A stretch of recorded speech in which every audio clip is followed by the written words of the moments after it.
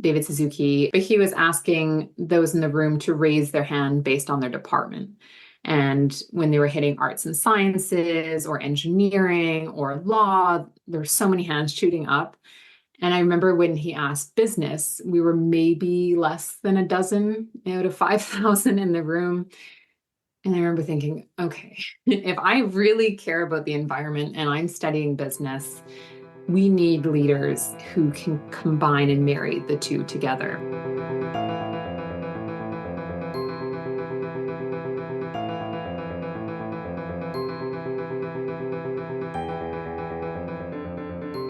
Welcome to another episode of the Environment in Canada podcast, a podcast about the environment in Canada by Sierra Club Canada. I'm Connor Curtis, Head of Communications with Sierra Club Canada, and today I'm going to be talking with Lauren Scott about corporate environmental sustainability, her podcast, The Resilience Report, and why companies should look at standardizing how they measure impact. You can also find Sierra Club Canada on social media, and you can listen to the Environment in Canada podcast on Harbinger Media Network, Spotify, Apple Podcasts, iHeartRadio, and YouTube, or wherever you get your podcasts. This podcast also airs on CKUT Broadcast Radio in Montreal, 90.3 FM, bi-weekly on Tuesdays at 11 a.m. Eastern Time, and on CHMA Radio in Sackville, New Brunswick on Saturdays at 11 a.m. Atlantic Daylight Time. Don't forget to click follow or subscribe so you get the latest episodes from us.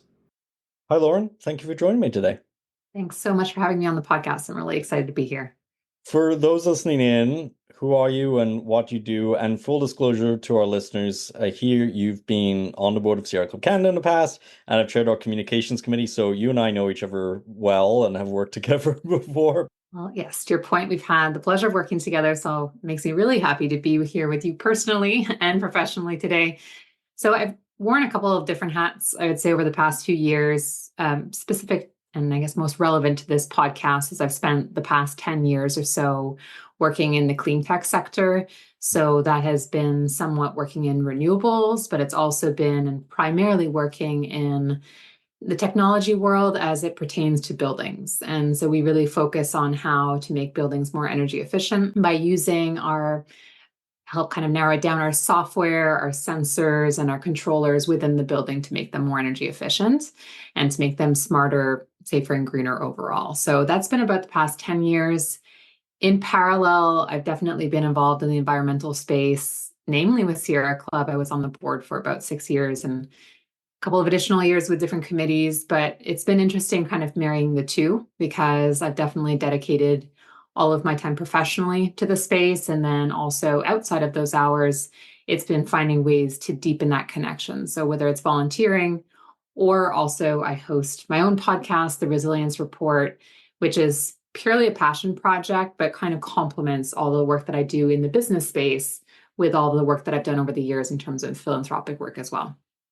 Yeah, and we're going to be getting into your podcast a bit in a moment. One thing that I'm curious to chat about, though, you mentioned about like being in the environmental space and then it's sort of becoming a part of your personal life and other things. I mean, I think that that's a common experience most people feel when they get into that space. I'm curious how you find balance and all that, because it sounds like you're doing a lot of different stuff. And probably not the most natural transition either. I didn't study environmental studies, or we have a lot of connections in the space who happen to be lawyers or scientists. I studied business and I studied marketing, which I know is not the most direct path to sustainability, but it was something that I always really cared about. I would definitely credit it to having a lot of exposure to natural spaces when I was young and feeling that connection from a really young age.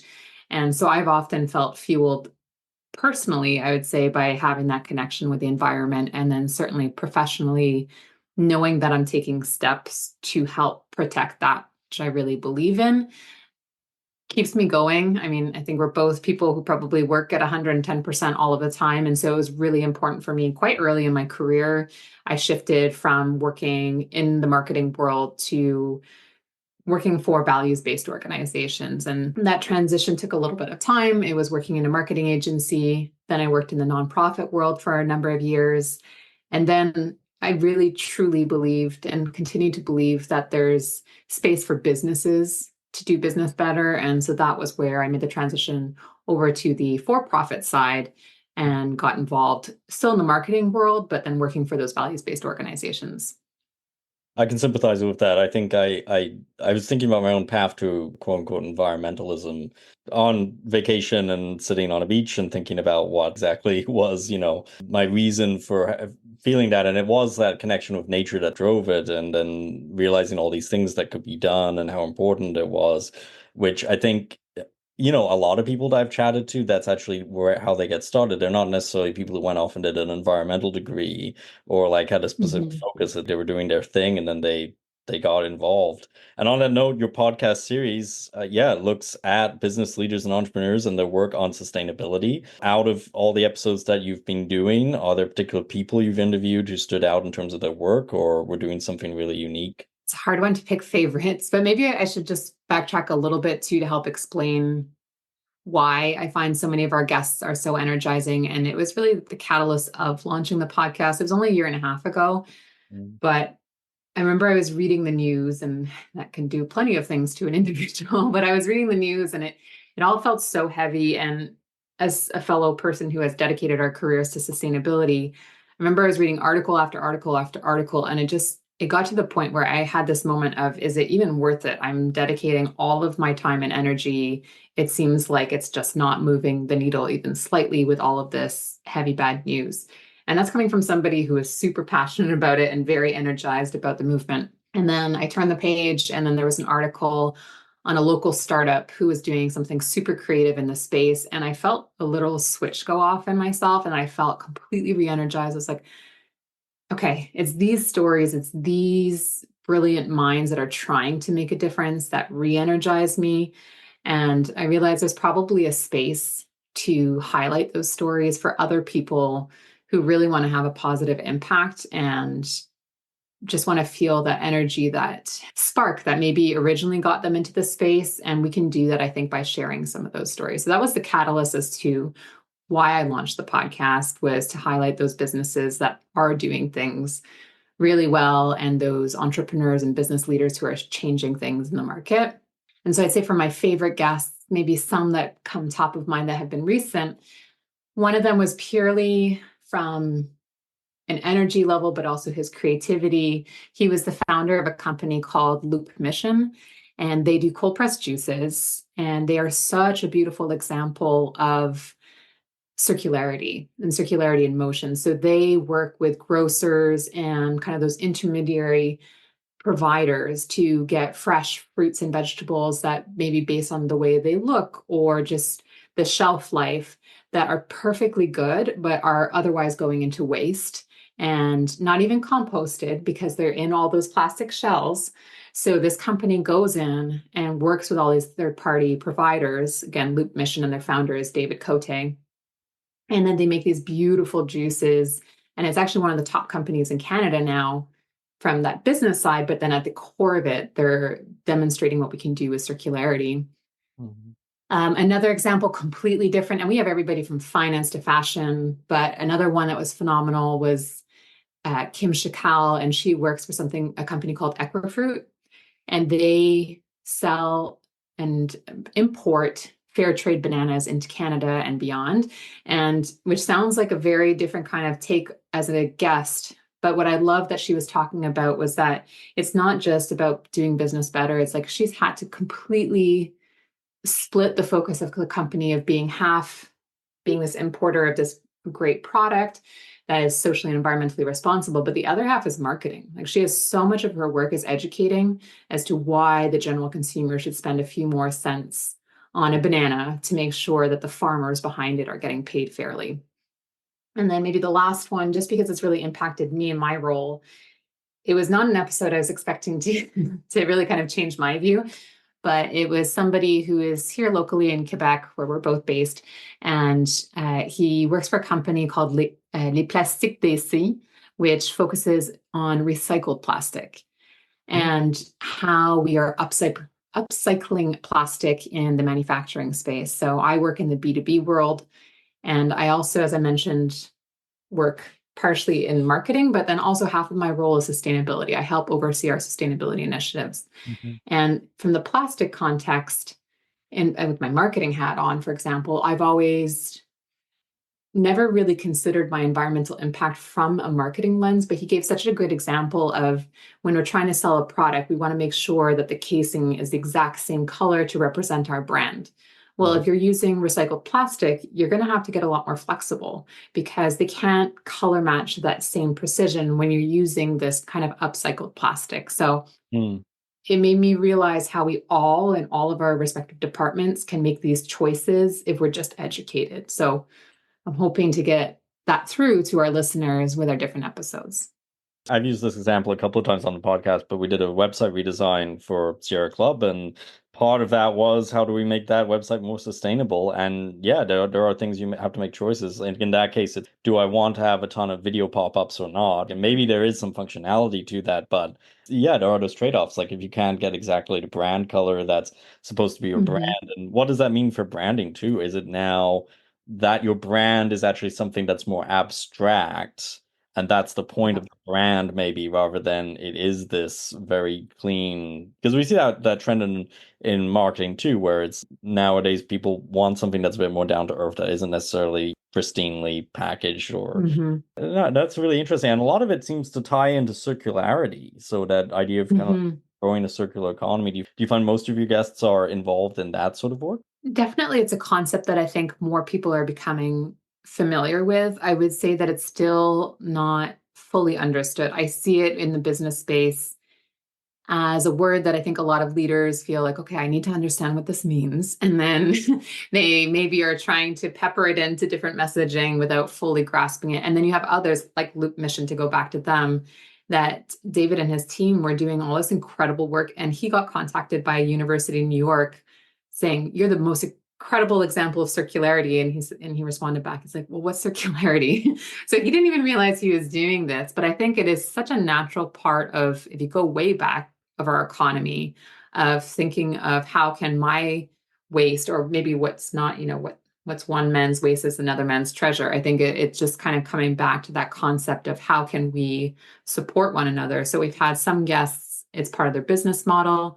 We had another guest where he works in marketing and he was helping different online platforms figure out how to have a secondhand section on their website if people wanted to resell. We just saw IKEA is piloting this, where they are going to start offering selling your used IKEA furniture on their website. Mm. So you're starting to see companies figuring it out that this is happening naturally. How can they make it more accessible to their consumers? And then we've had other guests on the show who are helping municipalities, for example, even do this. So connecting the different merchants within a local municipality to help them achieve change. So a lot of it's education. Some people are doing it, they don't even realize they're doing it, but it's going back to, I think, what comes very naturally to us economically and that we've stepped away from over the past few decades. But from a business model, sustainability model, but even a financial model, it absolutely makes sense to not need to have this net new input for everything we're trying to build. Talk about that like natural instinctual aspect of that. Living in Montreal, right? Moving day is like that. Mhm. It's great because you can just walk down the street. People put out a bunch of stuff they don't want, they don't need anymore. They put it on the sidewalk, and inevitably, like almost all of it. I don't think there's very much waste. Almost all of it gets picked up by somebody, right? Like I've got a bunch of stuff that was just free that great. I can furnish my apartment walking down Absolutely. the street in Montreal on the right week and just going like, yeah, I can take that. I can take that. And it's good stuff. People just don't need it anymore. And it is one of those things. It's like it comes back maybe a bit to that marketing thing, right? Like our personal thought that we need the new thing is almost part of the reason we've moved away from some of these very obvious things of, well, that's a great table. It doesn't really matter if it was Hmm. on the street for 2 days. Absolutely. And it's interesting because I think, like many people, I have a bit of a love-hate relationship with social media, and I am so late to the game. But for Facebook Marketplace, that's the perfect example of, you can get rid of things. And this chair behind me is from Marketplace, and as is my table. That, for example, I knew I wanted to change my setup for where I'm recording my podcast. And I was able to not only find a second home for the pieces that were in my space, I was able to make money off of it. And then I was able to go then purchase the pieces that fit the space that I needed, whether it's this chair or table. And I think all in all, I actually made $20 off of completely redoing my office space. So it's, again, that love-hate relationship with social media, but the platform like Marketplace is a great example of how we can maybe use technology for good to amplify what you were just saying of that moving day shopping experience that we have here in Montreal. Yeah, I mean, I might be a bit old school in the sense of just walking around town and trying That to works too. find, but yeah, no, totally, totally. I think that there's increasing options for that. There's also lots of local organizing in Montreal around like food waste and stuff like that, which is great to Yes. see. Curious then to jump into in terms of best practices for businesses looking to be more sustainable or wanting to focus on sustainability. Are there common standards or approaches businesses are doing that you think are kind of applicable across sectors that a lot of businesses could take from this in listening to your podcast or in just things you've learned through it? It's definitely evolved over the years in the sense that I see how companies are taking it more and more seriously, and they're understanding this is no longer just a feel good thing. Like, we don't just get to do it, we are having to do it. And so it's requiring a little bit more, I'd say, orchestration and formal approach from a business. But it will really inevitably vary depending on the size of your business. I would say if you're a medium to large size company, you're going to be feeling the push and pull for sustainability, both from the employee base, I'd say that grassroots movement, or you maybe have some leaders who are coming in or are there and really are passionate about sustainability and they want to bring it and cascade it down. It is formalizing it to a certain degree. I think a lot of companies don't start with a sustainability budget. I would say even some of the biggest companies don't have the largest sustainability budget, and they don't necessarily have the budget to go hire somebody dedicated just to sustainability. And so what you often see is, as a first phase, you will see the setup of some sort of governing committee within the company. And oftentimes that will be multi-stakeholders. So you'll have representation from different departments, which I strongly recommend because you'll have those different perspectives and lenses, but also you'll get greater buy-in.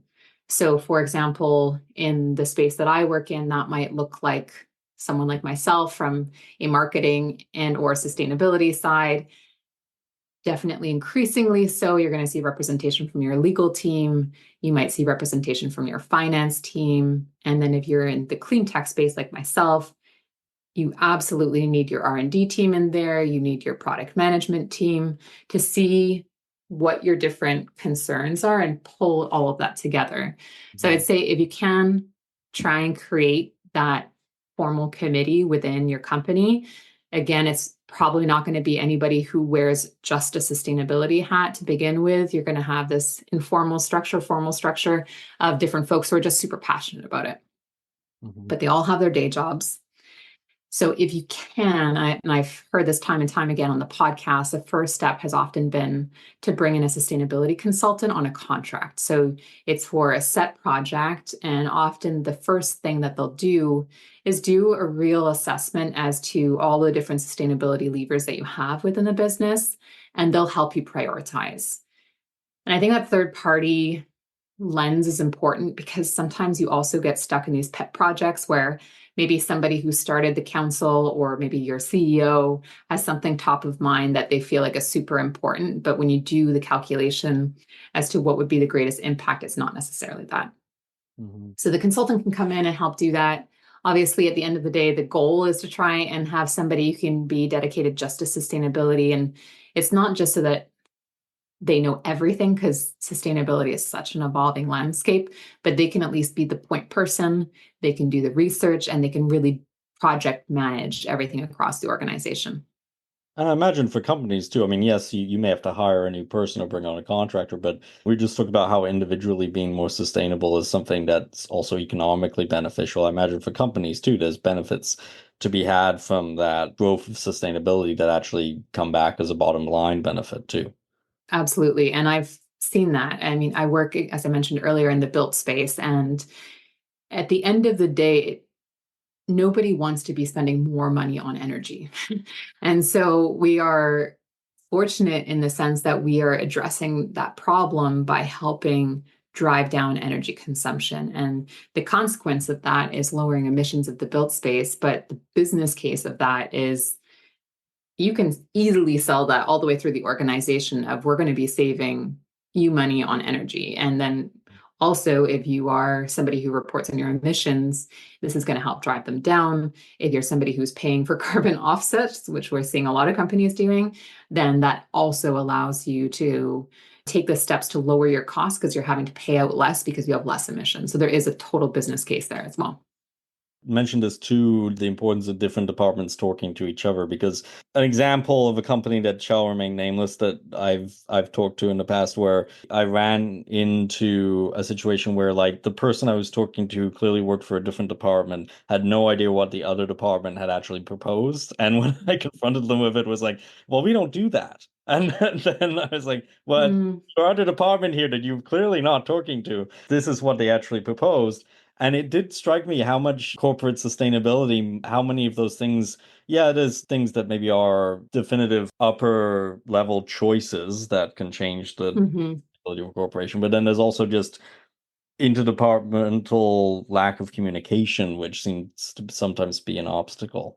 You're absolutely right. And in speaking to different guests on the resilience report, I've seen it's often easier to control when you're still a small organization. If you're just a handful of folks, you have your Monday morning meeting, you can update everybody. And then I've also seen from our guests that as they start to scale and as they're getting bigger and maybe more international, that how do they make sure that everybody is aware of the strategy, of the different levers they're pulling?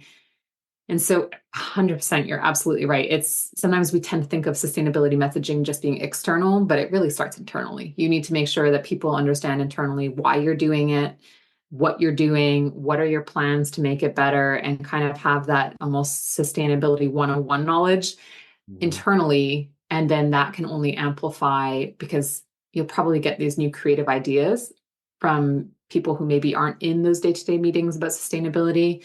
But then also when they're then interfacing with your own customers, much like you were with this company, I guess, then they are able to actually not only kind of ingest that information, but then share it with others.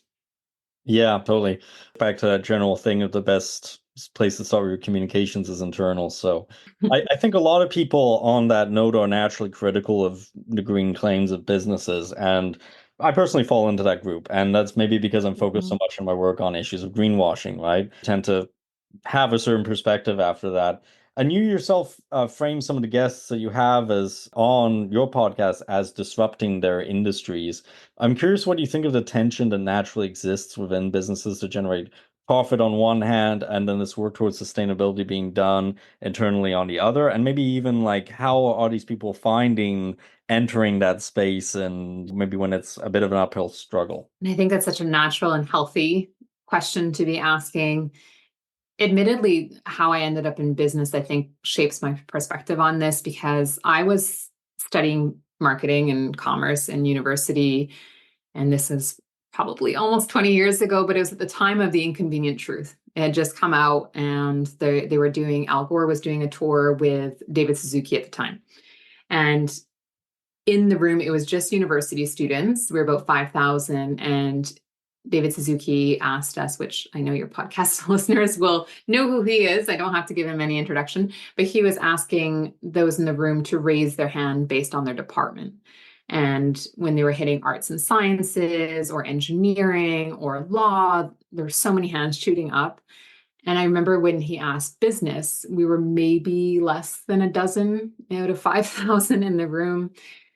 And I remember thinking, okay, if I really care about the environment and I'm studying business, we need leaders who can combine and marry the two together, because the reality is we live in the economy that we live in. Businesses drive a lot of the decisions.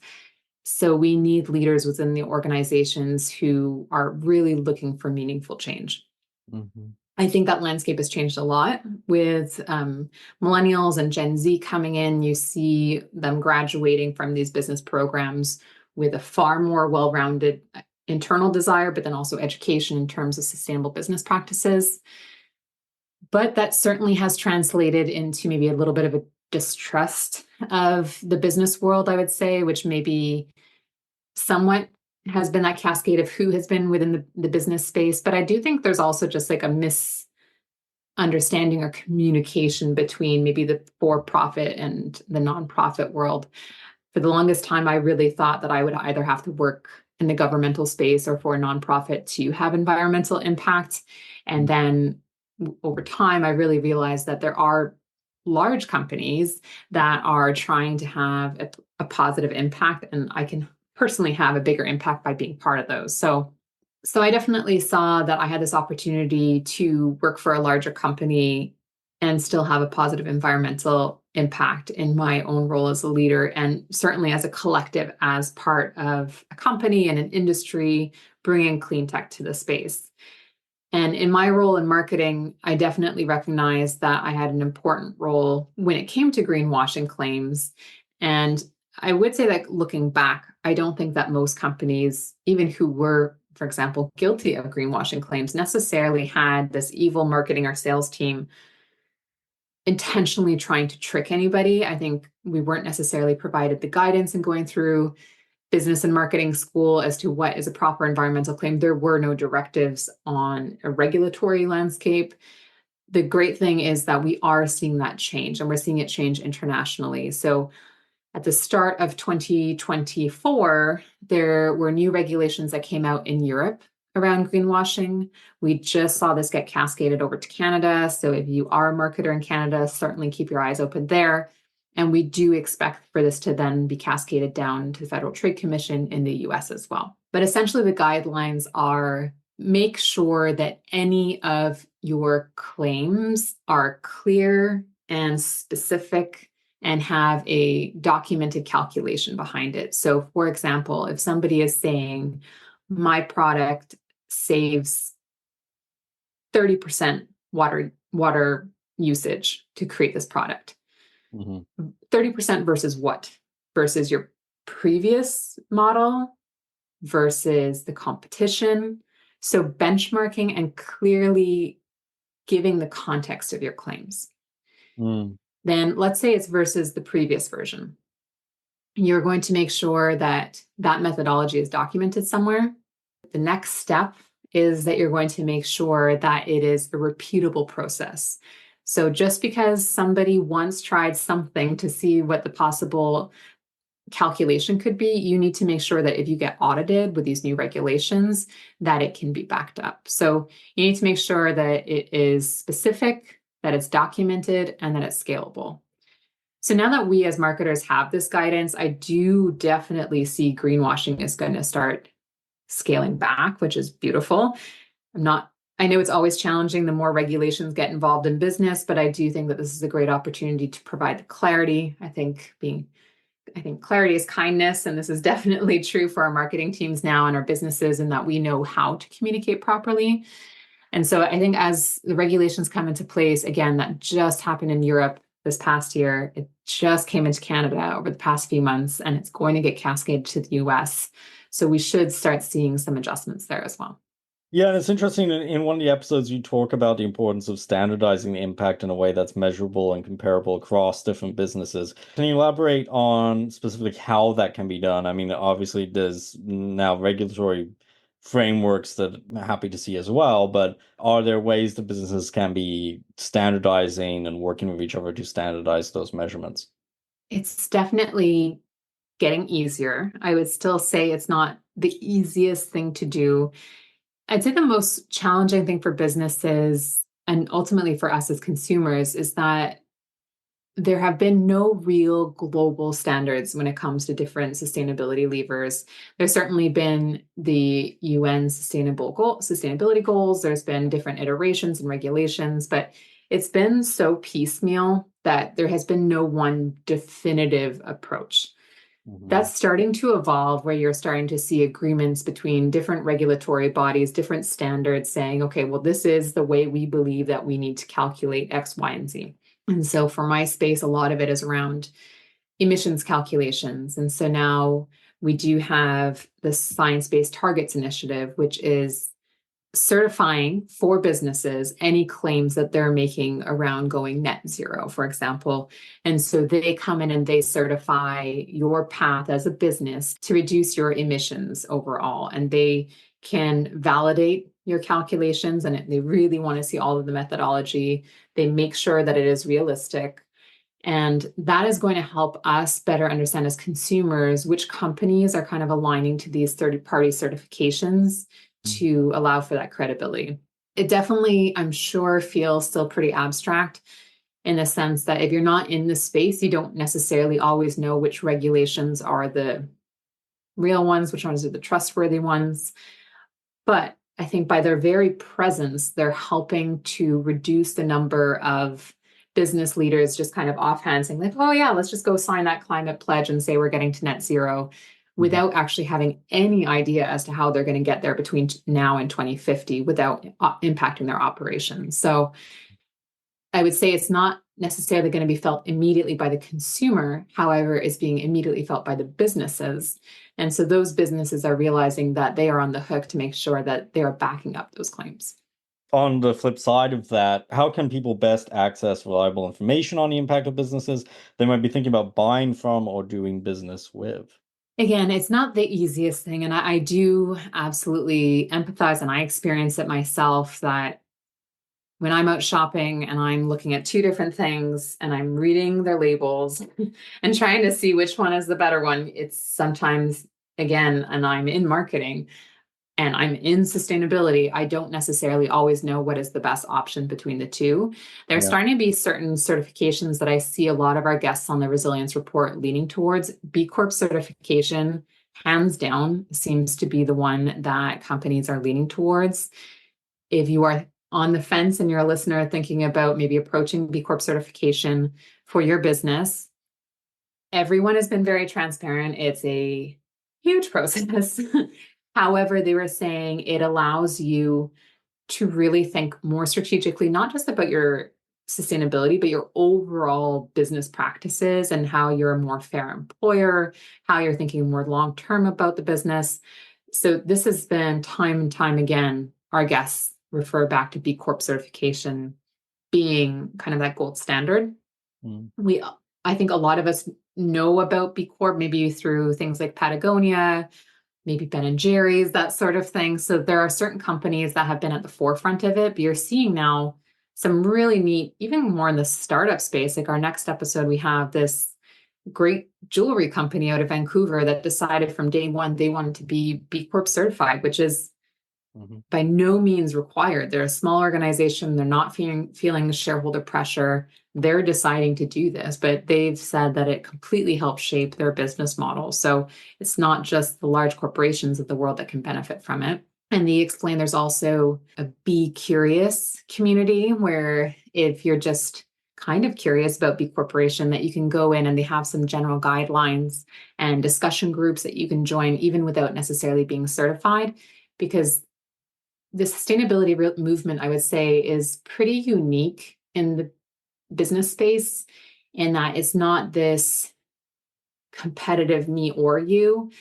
A lot of sustainability people, even in the Fortune 500, are so excited to get together because we feel like, oh my gosh, it's somebody else who cares about this. Like, let's share all of best practices as to how we can collectively move this forward together. And so I think the B Corp community is great for that. And then just as a consumer, there's more and more apps out there that you can start leveraging. One that I just discovered is Good On You. And they do a ton of research on the back end. And so it's really you as a consumer looking for clothing or shoes or that sort of thing. And you choose your category and you choose your market where you're shopping, and they'll pull up a list of all the companies, and it can be not doing enough, good, great, could do better, that sort of ranking based on their environmental and social impact. And it has been phenomenal for me to try and find new brands I had never heard of that offer their products within our local market. So this is just one app, but there are increasingly more and more out there that are trying to do this and offer it to the market. The website we did was done by B Corp Mangrove Web Design, and in general speaking, working with B Corps, I do notice that dedication to something that seems to be above and beyond in that respect. For consumers, see where you're coming from in terms of that. It's interesting you mentioned the app thing, because that's something I'll have to look into personally. I mean, like, I think I've always worked off the sort of instinct that if I sort of know the person who's producing something, I can get a general Mm. sense. I think this is another thing that comes up in marketing too, which is that for all of the digitization, the apps, and the ease of access to information that way, there is still something to talking to the actual person who works at the place and having that one-to-one conversation. And that's usually only possible with a small business, honestly. Like, that's if you're going to like a local grocery store or something and you just know the person who runs it or something like that. But I think that is something that maybe gets missed a bit in some of that marketing, or gets lost a little bit. Non-technological thing, but it's something that I notice. That is one of the other reasons that I was drawn to podcasts. Mm. Long form dialogue is so important and so missing from our world of clickbait and headlines, and it's only leading to polarization. And the environmental sustainability world is one area where we can use all the help we can get to bring people together. For example, I had a guest on the show from Taco Bell. And when you say Taco Bell, you might not necessarily think sustainability. You might think, oh, it's a big corporation. But when you spend 45 minutes with a person leading their sustainability and you hear about all the different initiatives that they're able to use this big machine to try and change the fast food industry, regardless of where you sit on that spectrum, you understand where the company is coming from, and you can share certain points of view. And then maybe those that you don't share, you can understand why certain decisions were made. And so I think that especially in 2024, we know what's going on south of the border over the next couple of months. This is the time where we need to have dialogue, and it needs to not just be speaking to each other, but really with each other.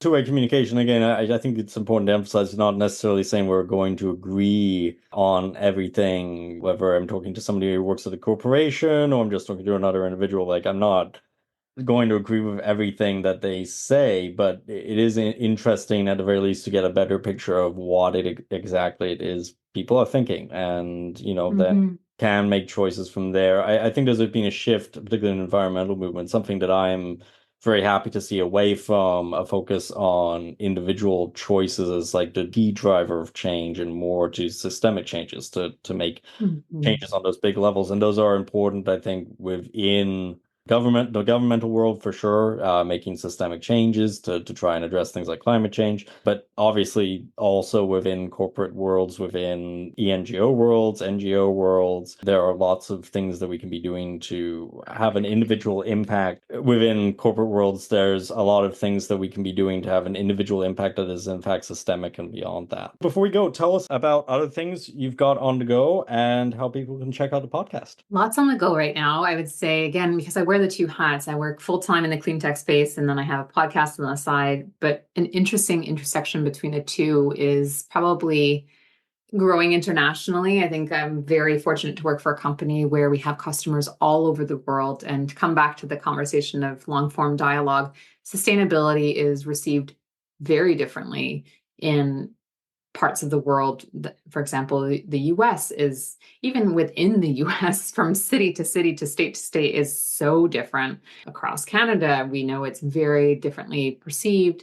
You go to Europe, some of it is so advanced. We've had contact in Australia, for example, where new regulations are coming out. So I've had that opportunity from a work perspective to see from a messaging lens, and how do we just connect to help create that change. So I've seen that, and then that's been so beautifully paralleled and echoed in the work that I'm doing on the podcast, where I have people in the Middle East having a very different approach than maybe in Canada or the US. And so it's really neat to be able to see that our reality is not the only reality. It's really our perception of it. And so thinking of how the different approaches to sustainability, we can all kind of come together to help move it forward. And then deeper in the resilience report space, I'm starting to have an interesting role actually of kind of guest matchmaking.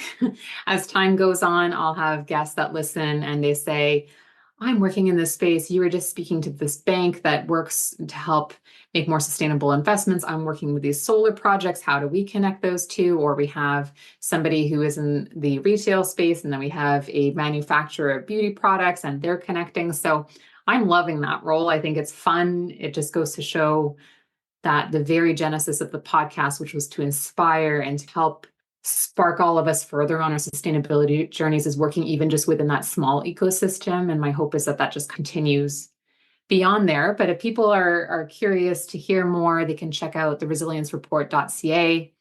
I'm also quite active on LinkedIn. I'm trying the Instagram thing. I might be past the age where this works for me, but it's at the Resilience Report for both of those platforms as well.